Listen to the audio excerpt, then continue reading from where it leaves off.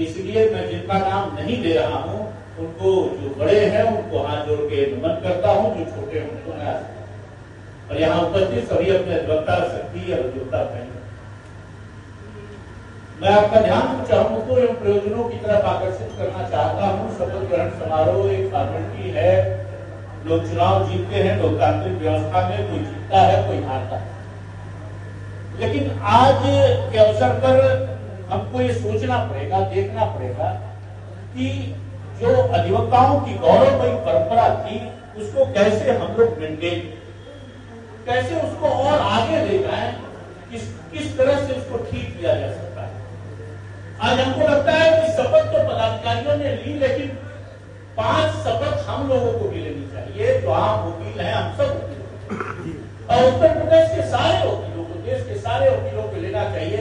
एक बड़ी जमात में 4,43,000 वकील उत्तर प्रदेश में है, उनको संगठित रूप से वो शपथ लेनी चाहिए, क्योंकि हम जिस कौम के भागीदार हैं या जिस परिवार के सदस्य हैं, उस परिवार में मदन मोहन मालवीय रहे हैं, जिन्होंने दान मांगकर बनारस हिंदू विश्वविद्यालय, किसी क्षेत्र में आप देखिए जो अच्छा हुआ है वो वकीलों के कारण, जो अच्छा हुआ वो वकीलों के कारण।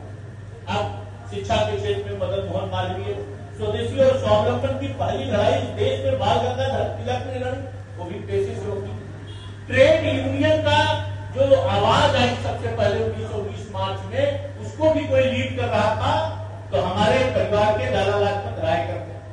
दोनों बोर्ड सम्मेलन में, एक में महात्मा गांधी देश का नेतृत्व करते हैं और एक में बाबा साहब भीमराव अम्बेडकर करते हैं, दोनों पेशे से होते। अब जिधर देखेंगे बरडोली का मूवमेंट किसानों के लिए, लेकिन बरडोली के मूवमेंट को लीड कोई कर रहा था तो एडवोकेट सरदार वल्लभ भाई पटेल कर रहे थे, मैं कहना चाहता हूँ, जो पेशे से होती। अब पहले राष्ट्रपति राजेंद्र प्रसाद हो या पहले प्रधानमंत्री पंडित जवाहरलाल नेहरू हो या पहले गृह मंत्री सरदार पटेल हो, चाहे विधि मंत्री बाबा साहब अम्बेडकर हो, चाहे लोकसभा के स्पीकर माल्याकर हो और चाहे उत्तर प्रदेश के पहले मुख्यमंत्री गोविंद बल्लभ पंत हो, आप चारों तरफ देखेंगे तो वकीलों ने इस देश में बदल किया है, परिवर्तन किया है, क्रांति किया है। और इसलिए हमारी आपकी जिम्मेदारी है कि उस ऊंचाई को हम लोग मेंटेन करें। तो पहला शपथ हम लोग को आज लेना चाहिए कि अधिवक्ताओं के बीच में जो मैं महसूस करता हूं उत्तर प्रदेश में जाकर, कि अधिवक्ताओं के बीच में जो गैप है, एक दूसरे की निजी आलोचना करने की आदत है, तो जब तक कोई तथ्य न हो तब तक एक काले कोट की बिरादरी दूसरे काले कोट की बिरादरी की आलोचना सार्वजनिक न करे, यह शपथ लेने की पहली शपथ लेने की। और दूसरा शपथ लेने की जरूरत है कि हम मिलकर काम करें, जो जीत गया तो हार गया, बहस नहीं है, हम मिलकर काम करेंगे, अधिवक्ताओं की बेहतरी और बखूबी के लिए काम करेंगे, न्याय जगत में परिवर्तन के लिए काम करेंगे, गरीबों को न्याय दिलाने के लिए काम करेंगे और देश की व्यवस्था बदलने के लिए काम करेंगे। देखिए मैथमेटिक्स के जो विद्यार्थी हैं वो जानते हैं, ए अगर अलग मेहनत करेगा तो ए स्क्वायर बनेगा और बी अलग मेहनत करेगा तो बी स्क्वायर बनेगा, लेकिन ए और बी मिलकर मेहनत करेंगे तो ए स्क्वायर अलग बनेगा, बी स्क्वायर अलग बनेगा और 2ab अलग बनेगा। इसलिए मिलकर काम करें, उजियारे में अंधकार में, बीच खार में कल कछार में, घोर घिरा में कूट प्यार में, क्षणिक जीत में दीर्घार में, जीवन के सतत आकर्षण हर मानव को तलना होगा, कदम मिलाकर चलना होगा, मिलकर करें हम लोग। ये दूसरी शपथ। और तीसरी शपथ हमको लेने की जरूरत है, पॉलिटिकल लोगों की भी आइडेंटिटी इसीलिए खराब हुई है, उनकी छवि खराब हुई है और वकीलों के नेताओं की भी छवि खराब हुई है कि वर्ड्स और डीड्स में डिफरेंस, कथनी और करने में फर्क रखते हैं, कृति और कथन में फर्क रखते हैं। हम लिप सर्विस करें और एक्चुअल सर्विस न करें तो काम नहीं चलेगा। तो अधिवक्ताओं की बेहतरी और बखूबी के लिए हम जो वादे करें, जो कहें वो करें, हम चाहे वो वकील से वादा करें और चाहे आम अपने अधिवक्ता भाइयों से वादा करें, उसको करने की जरूरत है। ये तीसरी प्रतिज्ञा लेने की जरूरत है। मैं इसलिए इस बात को कह रहा हूं कि ये करने से चौथी प्रतिज्ञा लेने की हमको जरूरत है कि हम जितने अधिवक्ता हैं वो आपको समझना पड़ेगा कि हम अधिक से अधिक अध्ययन, हम कलम के सिपाही। अभी हम किला साहब से बात कर रहे थे तो तमाम इश्यूज पर कि अधिवक्ता कैसे ट्रेडिंग कर रहे हैं, कैसे काम कर रहे हैं, अधिक अधिक अध्ययन करने से आप अपने तर्क शक्ति के द्वारा दूसरे को न्याय भी दिलाते हैं और बाद में भी अपनी छवि अच्छी करते हैं। पराशर स्मृति में लिखा है, ज्योतिषम व्यवहारम च प्रायश्चितम चिकित्सकः अदानम ये नरो भूयात् अपराधम की अंतःपर। ज्योतिषी, चिकित्सक और अधिवक्ता अगर ये ज्ञानी नहीं होगा तो इससे बड़ा अपराध कुछ नहीं है। तो पढ़ना है। लोग कहेंगे जो चुनाव लड़ते हैं अधिवक्ता एकता जिंदाबाद, ये दो डीएम का बंगला, लेकिन हम अपने पहले तर्क शक्ति के द्वारा जहां न्याय होगा वहां लड़ेंगे, उसमें दिक्कत नहीं है, लेकिन पहले तर्क शक्ति के द्वारा, ज्ञान के द्वारा। और इसलिए हम लोगों ने उत्तर प्रदेश में अधिकांश तहसीलों में राजस्व संहिता देने की बात की, अधिकांश बारों में 645 बार में किताब, आज भी मैं आपके बार को आज के अवसर पर आपने आमंत्रित किया है, तो क्रिमिनल की डिग्लाट एडिशन की किताब अभी तुरंत पांडे जी आप लाके रख दीजिएगा, और राजस्व की हिंदी अंग्रेजी दोनों की मिली हुई किताब आपके बार की लाइब्रेरी के लिए दे रहा हूं। हम चाहते हैं बार एसोसिएशन की लाइब्रेरी समृद्ध हो और हम अधिक से अधिक अध्ययन करें। और जब से मैं बार काउंसिल का सदस्य बना हूं, 1 लाख रुपए का किताब हर महीने मैं अधिवक्ताओं को देता हूं अपनी तरफ, और इससे ज्यादा इसलिए नहीं दे पाता कि घर में तलाक न हो जाए, लेकिन इतना जरूर देता कि चुनावें अब हम शराब से नहीं किताब से जीते, क्योंकि यह भी समय की जरूरत है। और 5वां और आखिरी शपथ आपको लेने की जरूरत है कि जब भी आप अपना नेता चुने, चाहे बार का नेता चुने और चाहे एक्सपर्ट नेता चुने, चाहे बार काउंसिल में चाहे बार में, हर जगह आप अपना आदमी मत चुनिएगा, आप अच्छा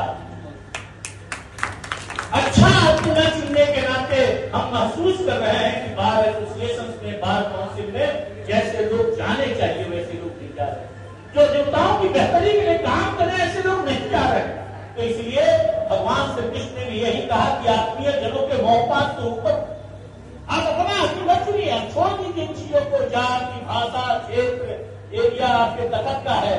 अगर योग्य आदमी गाजियाबाद का कोई है तो उसको चुनकर भेजिए, वो जाएगा तो आपकी बेहतरी और बहादुरी के लिए काम करेगा। क्योंकि आप देखिए 5 साल में सूरत और सीरत बदली। जब हम बार काउंसिल के सदस्य के चुनाव लड़ने के लिए आए थे तो किराए के केपी भाई साहब जानते हैं, आलोक भाई जानते हैं, किराए की बिल्डिंग मिसलाव नहीं करता।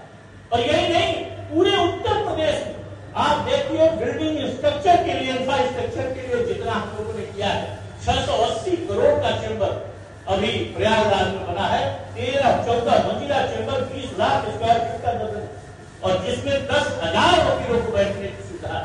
और ऐसे प्रतापगढ़ में 5 करोड़ रुपए यहाँ बन ही रहा है। आप जहाँ देखेंगे कुछ बिल्डिंग कमेटी में बाधा आती है, कुछ लैंड को लेकर बाधा आती है, लेकिन 10 कचहरियां अमेठी हो, अभी जिला जज साहब से चंदौली से वो आए हैं, चंदौली के बारे में भी हम लोग बात कर रहे थे। वकीलों को बेहतरी के लिए, अच्छा काम करने के अच्छी सुविधाएं मिले। कचहरिया में टीन है, मरई है, छपरा है, कपड़ा है, नाले के किनारे वकील बैठा हुआ है, यह देखकर पीड़ा हुई और इसीलिए हम सेवा के लिए आए। उत्तर प्रदेश की सारी कचहरियां, सारे तहसील टीन मुक्त, मड़ई मुक्त, छपरा मुक्त और कपड़ा मुक्त हो, यह इस दिशा में हम लोग बढ़ रहे हैं। और यही नहीं, आप देखिए, मैं ये भी कह रहा हूँ, ये लिप सर्विस नहीं है, 216 करोड़ रुपया दिया है पिछले 6 साल में अधिवक्ताओं के परिवार। पहले 60 साल तक के वकील के मरने पर 5 लाख रुपए मिलता था, इसको 9 मार्च 2019 को हमने 70 साल किया। पहले 1.5 लाख रुपए अधिवक्ता कल्याण निधि की, इसको सीधे 5 लाख रुपए किया है कि सीधे भी मिलता है, 5000 का सदस्य बनिए सीधे। और इसके अलावा 70 से ऊपर पहले 1.5 लाख रुपए था 80 साल तक, और इसको उत्तर प्रदेश बार काउंसिल में आपके आशीर्वाद से मैं चेयरमैन, वाइस चेयरमैन, सेक्रेटरी, को चेयरमैन, चारों जिम्मेदारियों पे रहा। और आपको बताएं, 70 से 80 खत्म करके अब कोई 500 साल जिंदा रहे तब भी उसको पैसा मिलेगा, और 1.5 लाख को 3 लाख रुपए।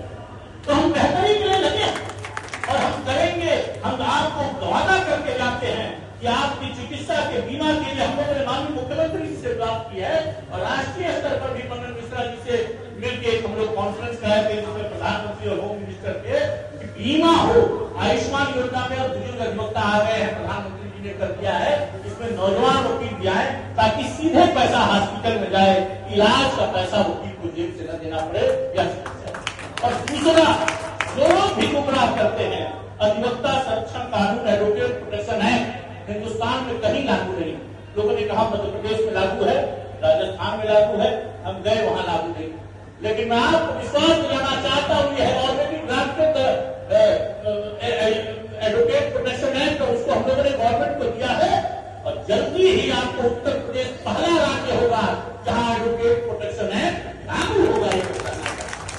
तो ज्यादा बात आप नहीं करेंगे। जिला जज साहब को अभी डीसी से जुड़ना है, हमको आप सुनते रहते हैं, आपके परिवार के सदस्य हैं, श्रावस्ती आता हूं तो बहुत ज्ञान भी मिलता है, ये ज्ञान की नगरी भी है, गौतम बुद्ध की गर्भस्थली है।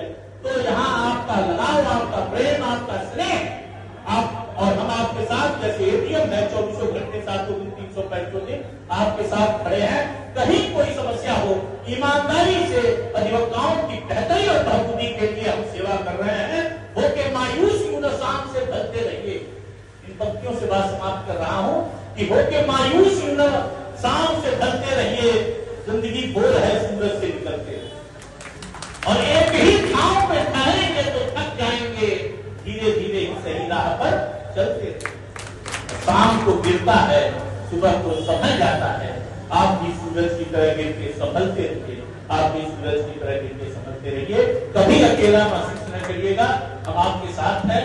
आपको बहुत शुभकामनाएं, आपने मुझको आमंत्रित किया, इसके लिए बहुत साधुवाद। यहाँ आने का एक और अवसर मिला और आगे भी जब आप कहेंगे। और अभी जिला जज साहब कह रहे थे कि इस काम में तेजी आई है। पिछली बार आए थे तो बिल्डिंग में जो चेंबर्स बन रहे हैं, जब भी सितंबर अक्टूबर तक आप लोग को हैंडओवर हो जाएगा, तब आपकी चेंबर में चाय पिएंगे और चाय पिया जाएगा। रतन जी आप भी आइएगा, हम लोग रहेंगे। तो बहुत शुभकामनाएं, आपने आमंत्रित किया, बहुत बहुत धन्यवाद।